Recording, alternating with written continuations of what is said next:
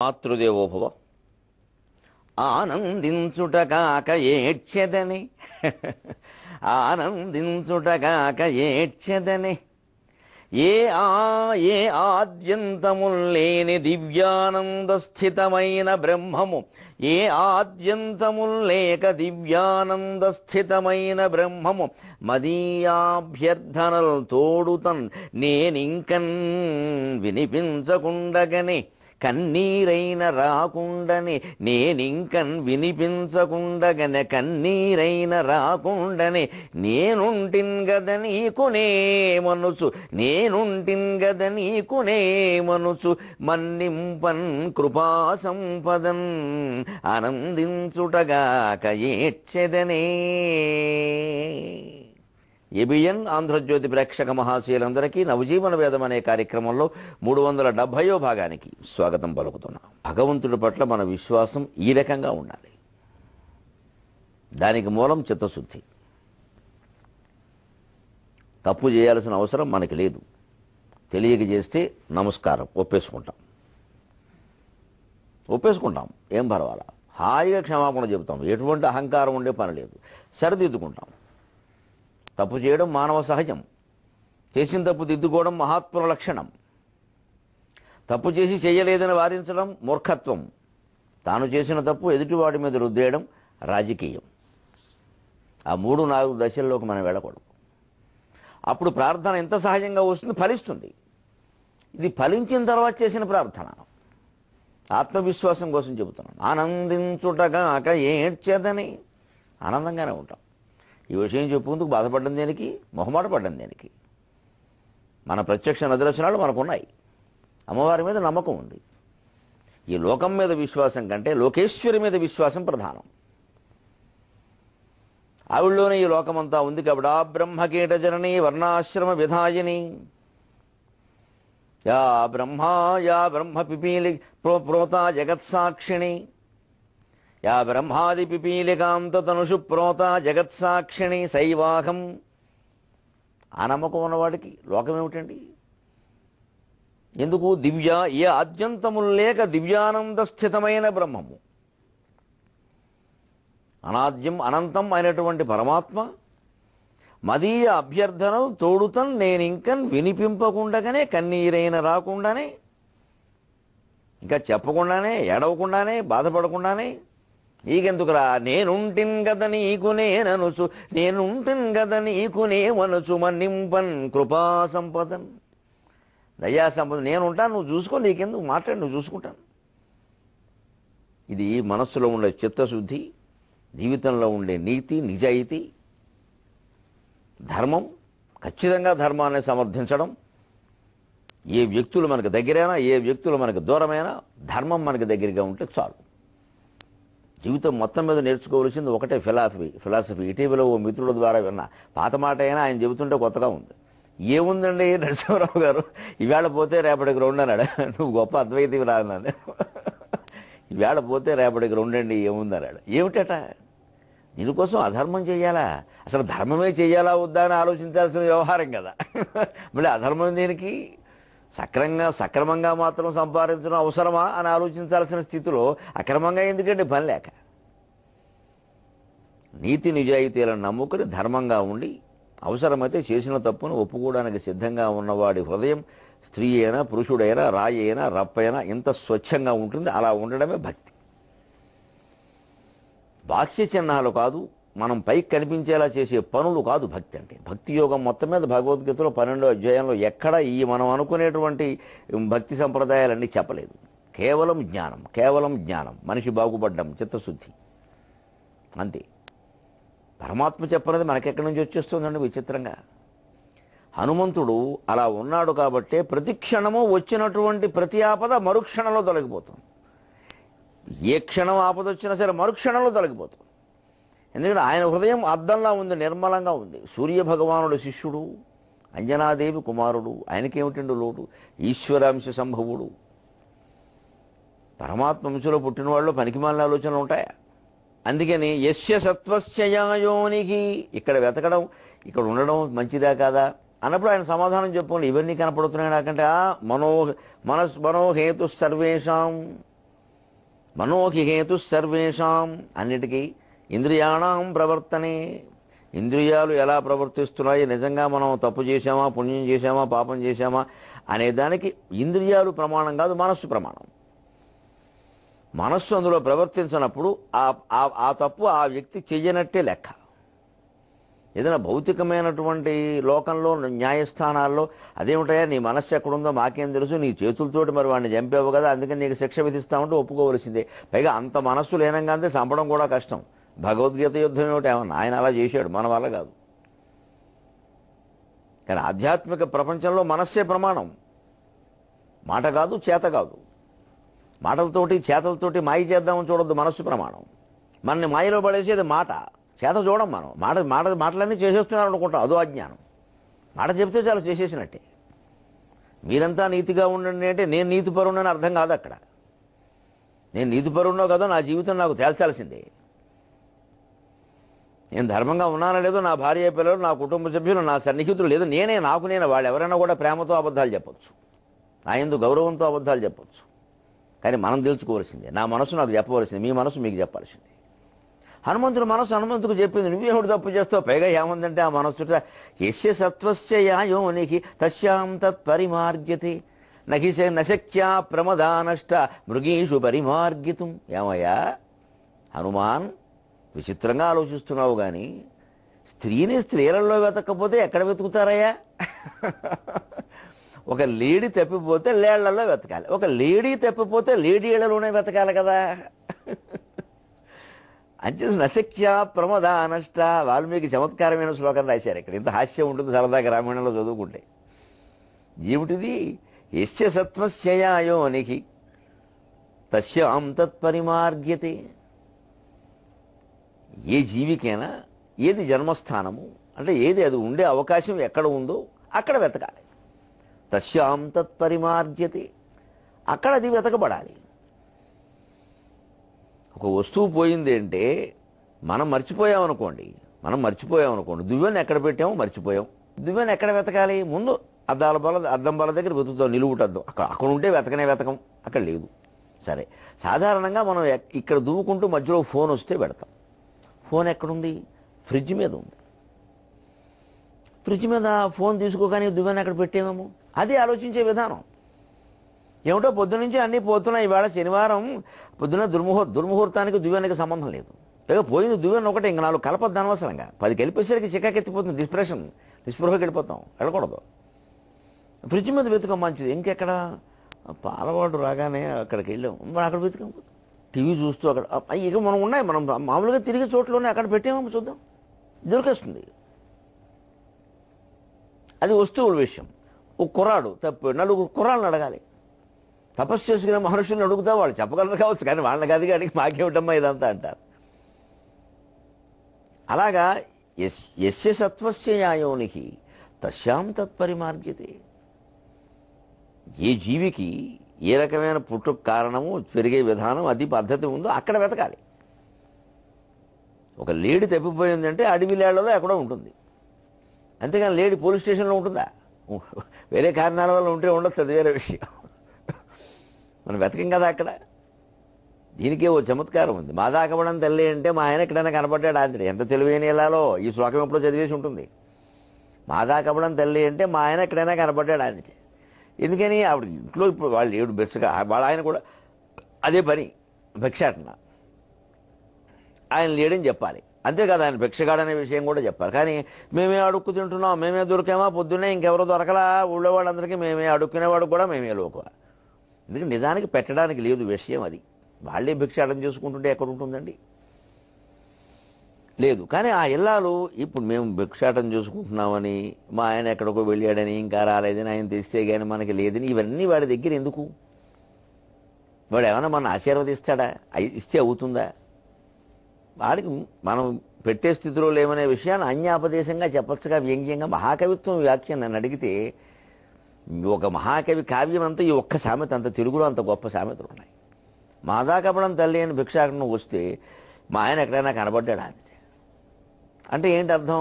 ఆయన కూడా ఇదే పనయ్యా అని ఆయన ఎందుకు అడిగింది? వెంటనే అటువంటి వాడు కాబట్టి ఇగో లేళ్లలో వెతికినట్టే ఆడవాళ్ళలో వెతుకున్నట్టు భిక్షుకుల గురించి భిక్షుకునే అడుగుతాం.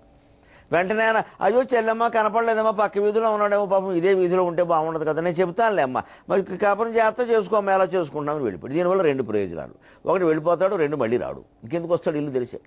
యస్య సత్వస్య యాయోనిస్తస్యాం తత్పరిమార్గ్యతే నశక్యా ప్రమదానష్ట మృగేషు పరిమార్గితం.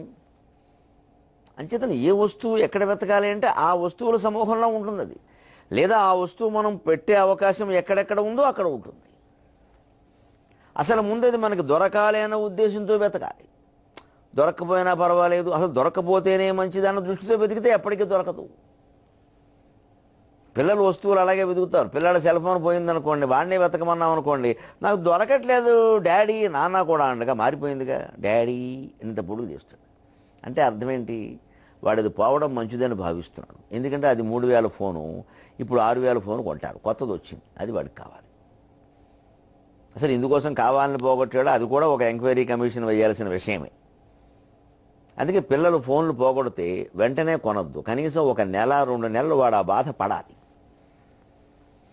ఆ తర్వాత కొనే ఫోను అంతకంటే తక్కువదే కొనాలి. కొత్త మోడల్ వచ్చినా సరే ఇంత ఖచ్చితంగా తల్లిదండ్రులు ఉంటే పిల్లలు బాగుంటారు. అలా ఉండలేం మనం వచ్చిన ఇబ్బంది. కొత్త మోడల్ అనగానే కొనిస్తే వాడు దృష్టి ఏమైపోతుందంటే, పోయినప్పుడల్లా కొత్తది కొన్నారు, పోయినప్పుడల్లా 4000 ఎక్కువైనా సరే కొన్నారు, అందుకని పోగొట్టడమే మంచిది. కొత్తది కావాలన్నప్పుడల్లా వదిలేస్తాడు. మా చిన్నతనంలో మాకు విషయం తెలిసింది, నవ్వచ్చు. నేను ఎప్పుడో మా ఊరు వస్తే 25 ఏళ్ళు వచ్చాక ఉద్యోగంలో చేరి మా ఊరు వెళ్ళాను. పెడితే ఊళ్ళో అందరినీ పలకరించడం ఓ సరదా, అందుకని వెళ్ళాం.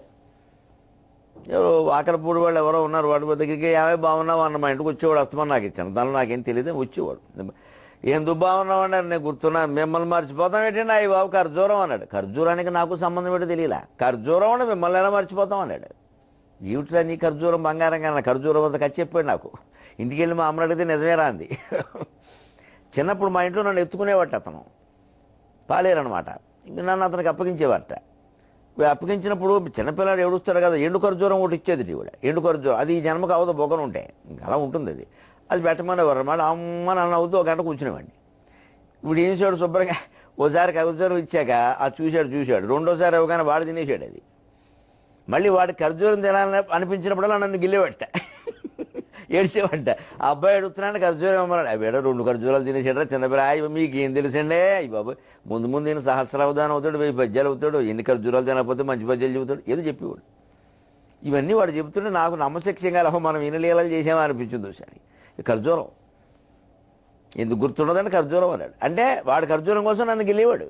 నేను ఆశ్చర్యపోయిన, ఇలా ఉంటుందన్నమాట వ్యవహారం అని. ఇదే, ఇంతకంటే ఏమిటి? నేను వస్తువు పోయింది కొనడం అంటే దాని సమస్య ఏమిటో చూడాలి, లేదా ఇలాంటివి బయలుదేరతాయి రకరకాలుగా. సెల్ ఫోన్ ఖర్జూరం దీనికేం తేడా లేదు ఎక్కడ. అంటే మృగేషు పరిమార్గ్యతే అన్నా, స్త్రీని గురించి నశక్య ప్రమదా నష్ట. ఒక స్త్రీ తప్పిపోయింది అంటే స్త్రీలలో వెతకాలి. స్త్రీకి సంబంధించినటువంటి వ్యక్తులు ఆవిడ ఎక్కడికి వెళ్ళే అవకాశం ఉందో, లేదు ఆవిడని ఎవరైనా ఎత్తుకుపోయే అవకాశం ఉందో, ఆ రకమైన ఆలోచన చేయాలి. కానీ లేళ్ళు ఏదో జింకలు నీళ్లు తాగుతుండే అక్కడికి వెళ్ళి లేడీ కనపడిందంటే ఆ లేడీకి ఈ లేడీకి అది తెలుగు లేడీ, ఇది ఇంగ్లీషు లేడీ, తేడా లేదు. అంటే రామాయణంలో సుందరకాండని కాదు మనం తీసుకున్నాం కాబట్టి ఇది రామాయణం మొత్తం. అసలు ఆ మాటకు వస్తే భారతీయ ఆధ్యాత్మిక సాహిత్యం అంతా ఎన్ని ఉపయోగపడే విషయాలు ఉన్నాయండి ఈనాటి జీవితానికి. వీటిని ఇలాగే మనం అర్థం చేసుకుంటే హాయిగా ఉంది కదా. వీటిని చుట్టూ మహిమలు అల్లాల్సిన అవసరం ఏమిటి అసలు? ఒకసారి ఆ వలయంలోకి వెళ్ళామనుకోండి, ప్రతిదీ అలాగే కనపడుతుంది. ఇంకా ఈ శ్లోకం గొప్పదట, ఇందులో బీజాక్షరాలు ఉన్నాయట, అందులో ఏవో ఉన్నాయట, ఇది ముందు రాసేట వాల్మీకి, తర్వాత మిగిలినవి రాసేట, ఏది రాసినా మొత్తం అన్నీ ఒకటేగా. దీన్ని చదివాక ఇది చదవకపోతే ఫలితం రాదుట. ఈ నమ్మకాలన్నీ వదిలిపెడితేనే ఈ సాహిత్యం మనకు ఉపయోగం. ఎంతో ఉపయోగం అండి ఇది. అంచేది ఎప్పుడు వస్తువుని పోయిన చోటే వెతకాలి, దీపం ఉన్న చోట కాదు అని ఒక సామెత. అది ఇంగ్లీష్లో ఉంది.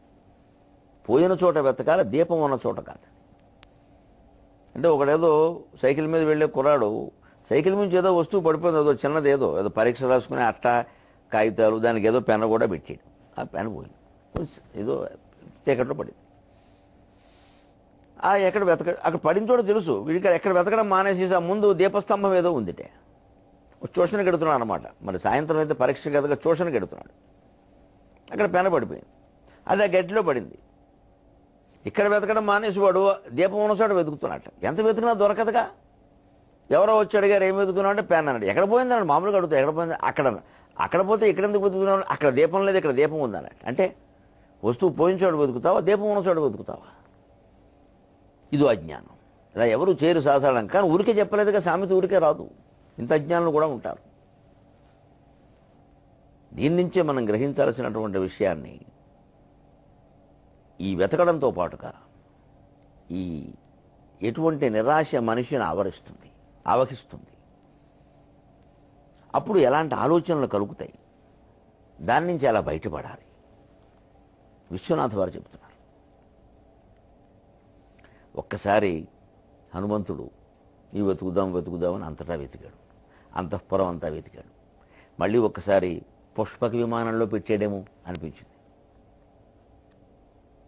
ఏదో విన్నాం, పుష్పక విమానంలోనే ఆవిడ తీసుకొచ్చాడని సంపాతి వాళ్ళు వీళ్ళు చెబుతుంటే, అందులో మరి అప్పటి నుంచి అది బాగుందని అందులోనే పెట్టాడేమో అని దాంట్లోనే వెతికాడు.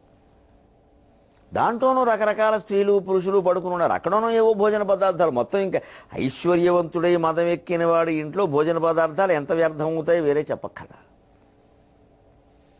దీనికి ఒకటే లెక్క, మొహమాటం లేకుండా చెప్పాలంటే, కొన్ని పెద్ద పెద్ద క్లబ్స్ ఉంటాయండి లోకంలో, పేర్లు అనవసరం కానీ క్లబ్ అంటారు వాటిని.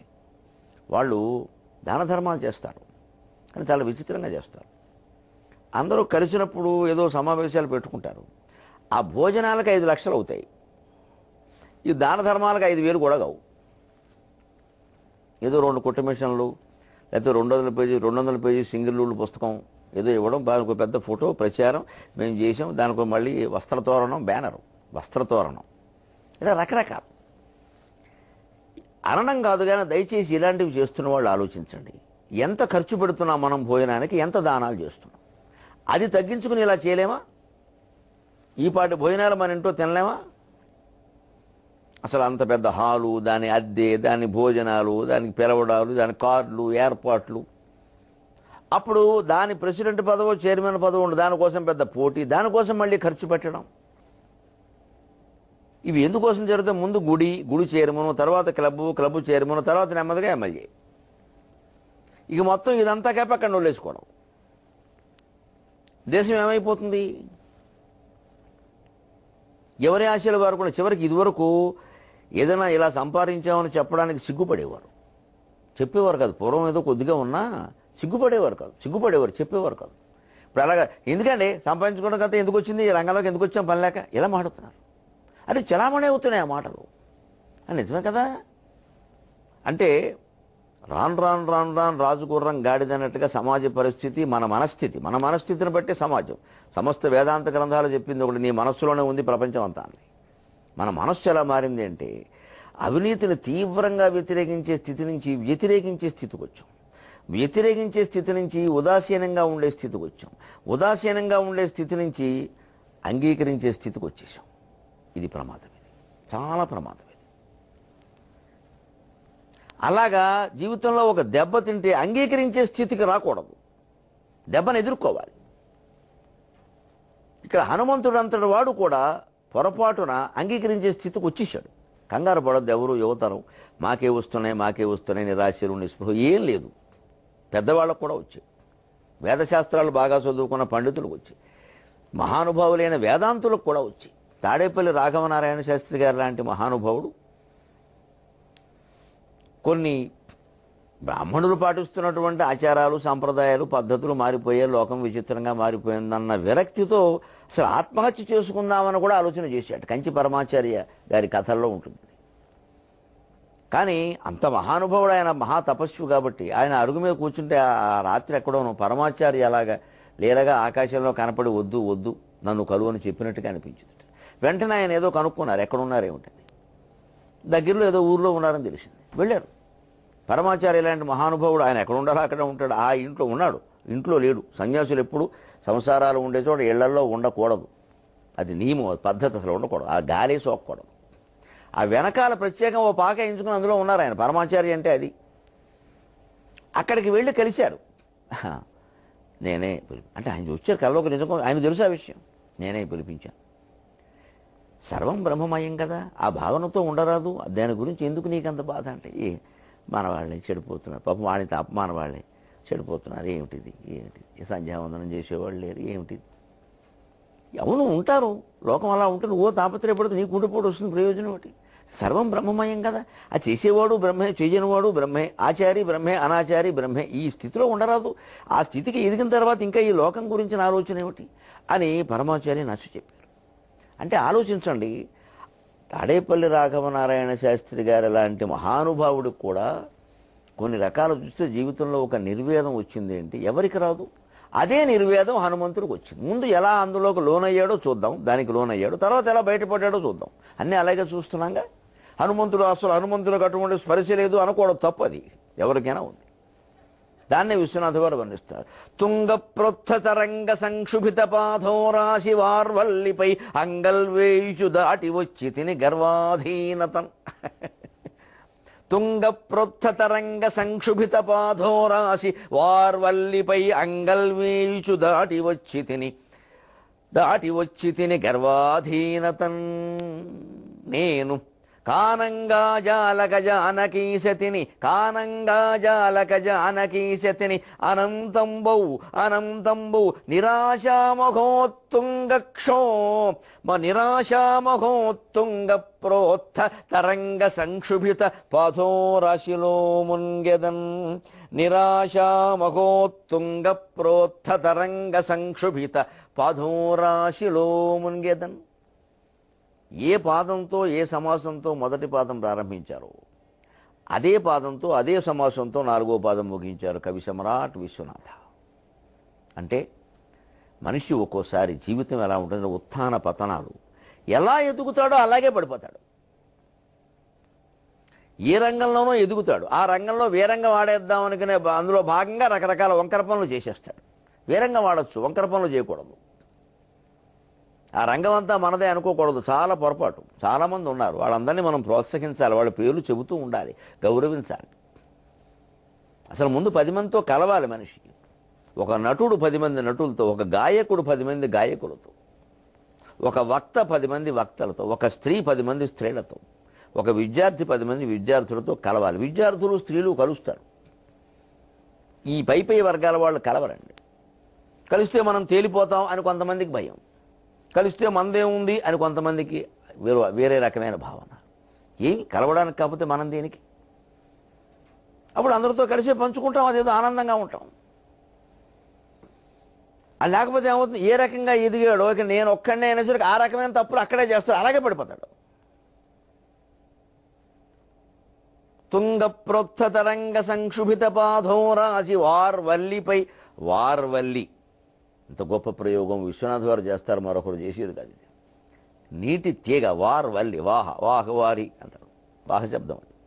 ఆపస్త్రీ భూమిన వారి సలిలం కమలం అని ఉంటుంది. వారి వాహ శబ్దం ఉంది, వారి శబ్దం.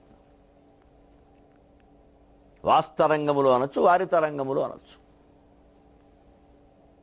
అందుకని పాదోరాశి వారి వల్లపై తుంగ ప్రోత్థ తరంగ సంక్షుభిత, ఉత్తుంగంగా ఎగసిపడి ఆకాశాన్ని అంటుకుంటూ ఉన్న తరంగాలతో పైకి ఎగిసినటువంటి సముద్రాన్ని దాటి వచ్చా. అదే గర్వం మనిషికి. ఈయనకు ఉందని కాదు, సాధారణంగా అలా ఉంటుంది మనుషుల పరిస్థితి. అంత పెద్ద సముద్రం, అన్ని తరంగాలు, ఆకాశం. అసలు మనం ఎదురు పనిచేస్తే ఏమిటో కానండి, నేను చేశాక కొంతమంది అన్నారండి, ఇంకే మీరు తప్ప ఎవరు చేయలేరని. వాళ్ళు అలాగే అంటారు పడగొట్టడానికి. చాలామంది చేశారు ఇదివరకు, ఇంకా చాలామంది చేస్తారు, మనం ఒక్కడమే కాదు. సరే మీరు రాకపోతే ఏముందండి ఇందులోనూ? అసలు మీరు రాకముందు ఈ ఊళ్ళో సినిమా లేవు, సినిమా రంగం ఏముందండి? మహాకవి శ్రీశ్రీనే ఇలా అన్నారు. శ్రీశ్రీకి ముందు శూన్యమట, వెనక శూన్యమట. మరి అయితే శ్రీశ్రీ కూడా శూన్యమే అవుతాడు. శూన్యంలోంచి ఎవరు పుట్టరని వారే చెబుతున్నారుగా. శ్రీశ్రీకి ముందు ఓ మహాసాహిత్య ప్రపంచం ఉంది, దాని నుంచి శ్రీశ్రీ పుట్టాడు. శ్రీశ్రీ తర్వాత కూడా ఓ మహాసాహిత్య ప్రపంచం ఉంటుంది, మధ్యలో ఓ ధృవతార కావచ్చు. కానివ్వండి, ఆయనతో ఉంది, ఆయన తర్వాత ఏం లేదు. ఏ రంగంలోనైనా సరే వ్యక్తుల ప్రాధాన్యం పెరుగుతోంది, వ్యవస్థలు నాశనం అవుతున్నాయి, గమనించాలి. సామూహికత పెరగాలి, వ్యవస్థ బాగుండాలి. వ్యక్తి కంటే వ్యక్తి దెబ్బతిన్నా పర్వాలేదు, వ్యవస్థ బాగుండాలి. ఒక వ్యక్తి పతనంతో ఆ కళ కానీ ఆ రంగం కానీ దెబ్బతినకూడదు. ఆ వ్యక్తి మాత్రమే దెబ్బతినాలి. ఆ తప్పుకు ఆ వ్యక్తి మాత్రమే బాధ్యత వహించాలి. ఆ వ్యవస్థ, ఆ రంగం, ఆ కళ పడిపోయే స్థితి రాకూడదు. అలా మనం అందరం రసజ్ఞులైన వాళ్ళం జాగ్రత్త పడాలంటే వ్యక్తుల వెనకాల పడకూడదు. వాళ్ళకి పాదాభివందనాలు చేయడం, సాష్టాంగాలు చేయడం, వాడే దేవుడు అనడం, వాడికి చిన్నప్పుడే అన్ని వేదాలు వచ్చేసేయడం, ఇవన్నీ మనమే కల్పించడం, ఈ పిచ్చి మాటలు మానేయాలి. ఇవాళ పెద్దవాళ్ళుగా కనిపిస్తున్న వాళ్ళు చిన్నప్పుడు చాలా ఇబ్బందులు పడ్డారు, అనేక రకాలు చదివారు, తెలుసుకున్నారు, కింద పడ్డారు, మీద పడ్డారు, బోర్లా పడ్డారు, వాళ్ళు గురువుల చేత తిట్లు తిన్నారు, తొడపాశాలు తిన్నారు, ఈ పరీక్షల్లో విఫలమయ్యారు, అయ్యే పెద్దవాళ్ళు అయ్యారు. అలాగే ఇంకొకళ్ళు కూడా అవుతారు. ఇవాళేదో మనకి హిమాలయ పర్వతంలా కనిపించినంత మాత్రాన్ని గొప్పవాడని కాదు. నేను నా మటుకు నేను 10వ తరగతి ఒకసారి తెప్పా, 3 సార్లు చెప్పా ఆ విషయాన్ని. ఎందుకు చెప్పడం, ఎందుకు చెప్పుకోవాలి, నాకేం అవసరం. కానీ ఇవాళ మేము కనపడుతున్న తీరిక అబ్బాయి ఈ ధారణ ఆయనకి చిన్నప్పటి నుంచి ఉండి ఏం లేదు. చాలా విషయాలు మర్చిపోయాను నేను. ప్రయత్నం చేస్తేనే వచ్చింది, ప్రయత్నం చేస్తేనే ఎవరికైనా వస్తుంది. దానికి దైవానుగ్రహం తోడవుతుంది. అలాగే ప్రయత్నం అంటేనే దైవానుగ్రహం చాలామందికి తెలియట్లా. అనుగ్రహం లోపల ఉంది తేజస్సు రూపంలో, దాన్ని మనం తోడుకోవాలి. ఎంత తోడుకుంటే అంత కలిసి వస్తుంది. అది నేను ధారణాశక్తి రూపంలో తోడుకుంటున్నా ఇప్పుడు కూడా, 56 ఏళ్ల వయస్సులో కూడా మళ్ళీ చదివి అదే తోడుకోవడం. అందుకని ధారణకి ఈ దేవుడు, అవధానానికి ఈ దేవుడు ఉండడండి. ఇది తేడా. అందుకని తరంగాలతో ఎగసిపడే సముద్రాన్ని దాటి వచ్చాను నేను. ఇక్కడ జానకీదేవిని చూడలేకపోవడం వల్ల అంత నిరాశామహోత్తుంగ ప్రోత్థ తరంగ సంక్షుభిత పాదోరాశిలో మునిగిదాం. ఇప్పుడు కూడా అంతే. ఆ సముద్రం ఏమో ఆశా సముద్రం, ఇది నిరాశా సముద్రం. మళ్ళీ కలిసినంత వరకు తెలుగులో మాట్లాడతాం. సెలవు.